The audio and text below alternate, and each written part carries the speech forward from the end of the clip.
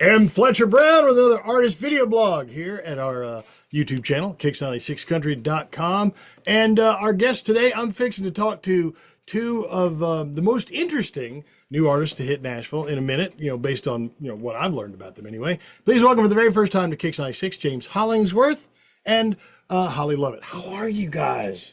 Hi, I'm good. How are you? So I got Molly and James here, and you guys have this single. I said that fixing to. You'll see what I did there in a minute too. But James, that's one that you wrote, right? I didn't write it. Okay, you didn't write that one. Who's the writing credit on this? Because this song is incredible. It's great. Such a great song. I actually love, and we're going to get into this. I love the premise of this song. So who is the songwriter on this? It is Nate Kenyon, Logan Crosby, and J. Michael Harder. They're three awesome Nashville songwriters. A couple of friends of mine, and just super well-known, respected songwriters. Okay, so did you guys? Have you guys have a long-standing friendship? Met for this song? You met for this song. Uh-huh. That's incredible. Yeah. All right, I really want to get it because the song. When I first heard the song, I got really, really excited. I was like, "This is probably one of the more interesting duets that I've heard in a very long time." And I do. I love a good duet. Especially when you got male female artists that are playing off each other, and there are obviously some classic duets in the genre, but one like this one isn't exactly typical, I don't think. So before we get into the song though, I want to learn a little bit more about James and Molly. All right, so James, you're Texas, I'm not Austin, give me a sec. Waco, in that area, right? West Texas, just north of Waco. Okay, so A little town, go west. and I was excited to learn that about you because some of my favorite newer country music comes out of the Southwest. Oh, yeah. All right, but you have a background in classical and jazz. Yes. All right, I got so to play some saxophone, jazz music, and classical. all right, how the heck did you make the leap from classical and jazz to country? Boredom, and it's expensive to buy a saxophone. Yeah, yes. And I already had a guitar. So when I was done, with the jazz and the classical stuff, I come back home and just picked up a guitar and did it for fun. And then after a while, I started playing music to make a little extra money. Oh, here's the thing. You say that it's expensive to buy a saxophone. I know this because my son, who is now in college, he was a trumpet player all through high school, and he always wanted to learn the saxophone. And you go looking for saxophones, you learn those are expensive instruments. Oh yeah, and at the time, the purpose of it was, I'm not in a group, I'm not traveling. If I was to get a saxophone, it would basically just be a creative outlet. And at the time when I picked it up, I thought ladies might like music, like we go to the lake all the time, and so but nobody likes a saxophone guy in the middle of the lake. So I just had that image in my head, sitting down, by the riverbank, a bunch of people sitting on blankets and picnic, and the guy pulls out a guitar and everybody loves him. Well, this guy pulls out a saxophone. It's only worked one time, and that's Lost Boys. That's that fellow on the stage. Yes, they're all pulling out. If I could look like that guy, it would pull off. I was going to say, I think it could be a move. I think the saxophone could work. That guy's on screen for all of maybe 13 seconds, and he's forever, Right forever in your mind. It's like 7 foot tall, shredded. I think he was wearing bloomer pants or something like that. Hair was That was crazy. Rent free. Yeah. All right. Well, I mean, obviously, being from Texas, you're going to have you're going to be your country's going to be accessible to you. Yeah. It's going to be something that probably you've run across more than once. But Molly, you're from Missouri. Yes, St. Louis. Okay, I was going to say St. Louis area. Yep. All right, I've been through St. Louis exactly one time. Ooh, I got to see the arch. Very, very impressive. Mm-hmm. So, obviously now Missouri, people argue about whether or not Missouri is the South. I have no problem whatsoever considering Missouri a southern state. How do you feel about you growing up in St. Louis, Missouri? Because St. Louis has a very interesting musical heritage that's largely jazz and blues. All right. I consider St. Louis the Midwest. Okay. That's what we always say. We're the Midwest. But we have a great music scene. Especially the local bands. I grew up going to watch all the local live music. My family loves live music. So, I went to my first concert when I was 5. It was Tim McGraw, Faith Hill. Pretty good first concert. But we would go see all the local musicians all the time. Okay, so your background is close to country. You have some pop and For sure, yeah. I kind of listened to everything with having a family that was so into music and not necessarily even playing or singing, but just enjoy music. I listen to a lot of rock, big Bon Jovi household. We've got yes, a lot of rock, ton of country. I grew up on Taylor Swift. She was like my girl. That is just who I grew up with. But I mean, listen to pop music, really everything. But country was where I felt the most connected. I loved the storytelling, the songwriting, everything about it. Okay. Well, for the both of you, have you ventured into songwriting? I mean, I know that. I mean, you're like almost 10 years jazz and classical and whatnot. Oh yeah. Have you ventured into country songwriting, or Molly, have you? Yeah. Yeah, so I when I was in second grade, I wrote my first song. I did a songwriting camp. I got to go to the recording studio. I did a whole thing, and I've been, I mean, writing since I can remember. So I've released about 24 singles that I've written by myself. Just the past like 4 or 5 years being in Nashville, and co-writing is a huge thing in Nashville. Yes, which, yes. growing up, I was just sitting in my room writing by myself, me on the piano or guitar, and now I mean, I'm writing in Nashville like 3 to 5 days a week. So hundreds and hundreds of songs I've written. And so, question then: now that we know a little bit about James and Molly and your musical backgrounds, how did this pairing happen? You say you came together for this song. You didn't know each other prior to this at all? No. Whose idea then was this? It'd be the Big Mac, the label, and Clay Dustin with Extreme Entertainment, working in tandem. I started working with Clay, and we released Country Music in My Veins, which I co-wrote with Ronnie Reed out of was it Moody? Yeah, Moody. And then I already had 2 songs that was already out. And then she with Brian. Yeah, so I had met Brian, who is the label owner of Big Mac Entertainment, and he sent me this song, and immediately I was taken away, as you said you were, just with the storytelling. I mean, the song is incredible, and I knew that I wanted to be a part of it. I was hoping that I'd get to play some part in this song. So he asked me if I would send back just an acoustic version, me and my guitar solo, just singing it, playing it, and I sent it back to him. And then I guess he sent that to then James. I got the same track that she did, and then shortly after that they sent me her, and they were like, well, "What do you think about all this?" And they never said elaborately that these are the things we're wanting to do. What do you think about it? And that's along the same conversations of them sending me like Instagram reels of funny stuff or check out this trend. Like, it's just conversations. So I told them what I thought. I said, "Man, that song's really good. Like, it's really well written." And that girl, I thought it was her song at first, and the way that she played it was really gentle. And so I told them, I said, "It's a really good song." And then shortly after that, they said, "Hey, well, actually, we're going to have you do it together." And I had no inclination we were even going to do that. So I thought they were just asking me my opinion. So Okay, well, now let's get into the song. The song is Fixin' 2, all right, and that's Too, 2, by the way. I wasn't exactly sure what to make of that title because I'm like, all right, well, wait, 2 spelled wrong for this context. And then I listened to the song.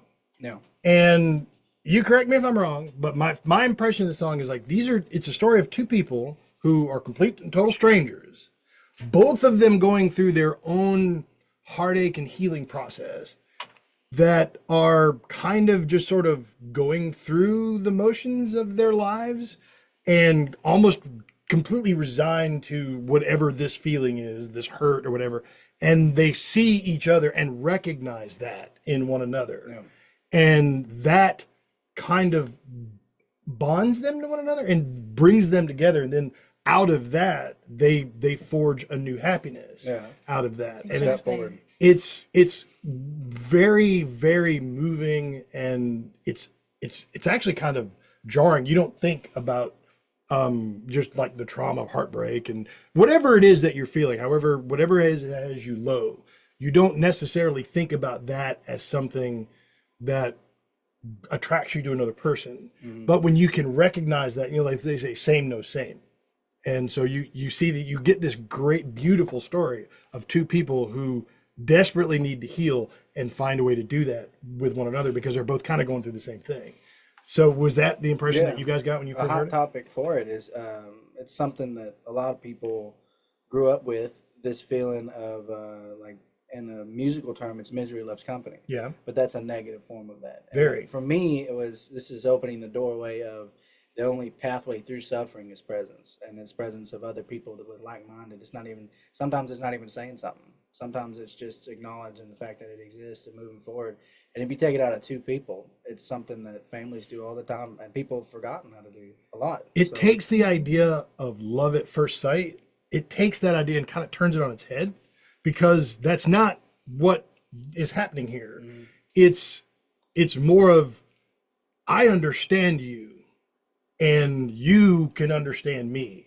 And in a moment in my life when I feel like nobody gets what it is that I'm actually feeling right now, you are the one person, and we've never even spoken, and I know that you understand me and I understand you. And that's powerful. It makes all the difference. It does. It makes all the difference in the world, because as human beings, we seek understanding. We seek that. So when you guys came together to record the song for the first time, was that the first time that you'd met, or had you talked before? we've been talking. Yeah. I think a couple times over the phone, and then sending videos back and forth to each other to see kind of sort of how we wanted it to be. But we met initially when we walked in Warner. Yeah. So it was just, hi, I'm the girl you've been chatting with. Excited to sing this song with you. And I'd never been to Nashville.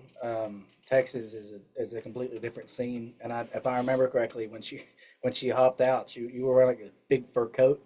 Yes, I was. And I was going, golly, was it? Everybody just wearing big fur stuff. And I'd met some other people that day too. And I'm not very tall, so I keep bringing this up as a joke. But everybody's so much taller than me, and it was intimidating. And then the cherry on top is Warner Chapel, where we recorded it. It really makes you feel either really proud or really small, like you really don't want to make a mistake. And when the whole time you're sitting there, you go back and forth between that. Man, that is wild. And I the reason I harp on that, on like whether or not you two knew each other, had any kind of rapport, is because if you listen to the song, you guys are actually communicating in the song. It comes through. It feels like, I don't want to say like, Kenny and Dolly, connected, but it feels like these are two people who actually know each other. Yeah. It's like you're not phoning that in, if that makes sense. The song is very, very believable from both perspectives. It always reminds me of like June and John. Yeah, exactly. And that's kind of that feeling that you get. Like, these are two people that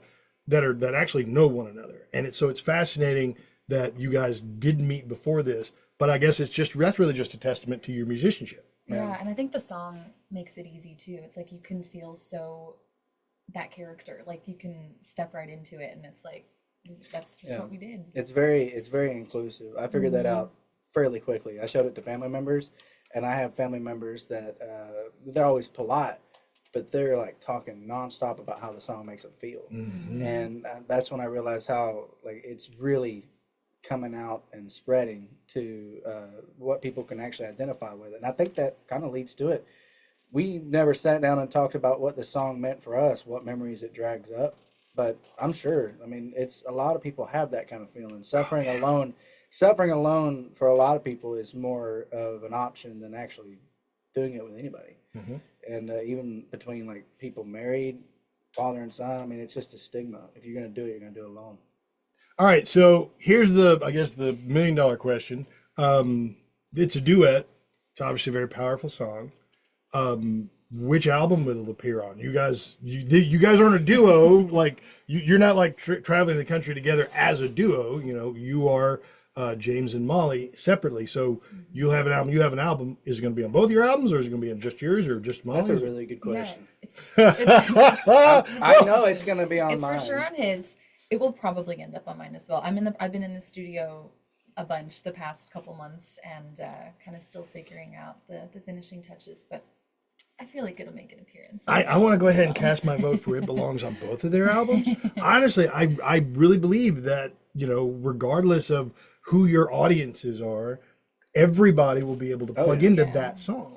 Yeah, the only reason I know it's on mine is I have like a physical copy that, Can't go back. Yeah, and I'm looking at it, and it's like, this is what you have gotten done so far. So other than that, I don't know. So... but I'm sure it will, because there's a lot of stuff went into that song. All right. So with obviously the power that comes through in this song, is there a potential for maybe you two to work together again? Oh, I'm sure people really like it. I love that. Yeah. I mean, we didn't mess it up the first time. So No. hopefully... It was like when Smith and them were doing it was like dealing with two sheep. We're just kind of sitting there like, Yep. Yes, sir. Yep. Yeah, Yep. that's how I always feel in Nashville, just with the recording process and when you get to work with the most incredible people. Like I'm just in awe. I remember the first time I was ever in a studio, or studio in Nashville at least, I was 19, and I wish I was filming myself because my jaw was just like dropped the entire time. It's incredible how talented these musicians and producers, and I mean it's so cool. Oh yeah, they are really really professional and legendary in a lot of cases. You know, you can end up in the room with people, and once you see their resume, you're just like, whoa, that's that person. Yeah, and it can be very intimidating. But I honestly, even as young new artists, I think that you guys bring a lot to the table just based on just this one song. Yeah. All right, so James Hollingsworth and Molly Lovette, those are our guests here. If anybody's hearing this and they're thinking, all right, I want to learn everything I can about these guys, James, where do they find you on the internet? You can find me on jameshollingsworthmusic.com. It's got the shows that we're playing, what songs are being released, and all the socials. And most of my shows are in Texas, so if you're ever in Texas, you just come by and find a show. And I've never played out this way besides Savannah. One time I did play in Savannah. You pretty much just come up and talk, and they ain't got nothing else to do. I'm in Houston fairly often, so I may have to make a point to check the calendar for that. Yeah. All right, Molly, what about you? Yeah, mollylovett.com is my website. I've got all the tour dates. I'm kind of all over the place with the band. I love to play wherever I can. So even if there's any venues that you guys can think of that would be fun, I'd love to come play. Send me a message. All my music is on there, all my socials. I love to just connect, meet people. That's like the best part of my job. So please send a message, say hi. That was a good idea, because I didn't say that. That was a really good one. It's okay. You can say it now if you want to. You think so? Yeah, it's okay. Go I'll ahead. just go likewise, I love to You should travel. do that too. Ditto. Yeah, ditto. And if you can get it to line up and make sense, we can play that song too. Yeah. James Lovette, James Hollingsworth, Molly Lovette. I keep wanting to put your names together. It's like I'm gonna come up with like this amalgam name for the both of you. Oh my gosh. James and Molly are our guests. If you want to hear the single "Fixin' 2," please call us at Kicks 96. We'll gladly play it for you. And find them online. Look for a live performance from James and Molly elsewhere here on our YouTube channel. Guys, thanks for coming down and visiting us. Thank you so very much. much. I look forward to whatever either of you do in the future, either as a solo artist or together again. If you guys do anything else together again, make sure you send it to me. Yeah, Because totally. this one's a win. I'm just going to call it a win. I'm just going to call it a win right now. James and Molly are our guests. Find them online and hear the song at Kicks 96. We'll see you next time on another artist video blog, kicks96country.com. I'm going through in my hell tonight. It's like heaven sent and the stars align in the form of a neon sign in this smoky room. My broken heart's like yours, it needs fixing too.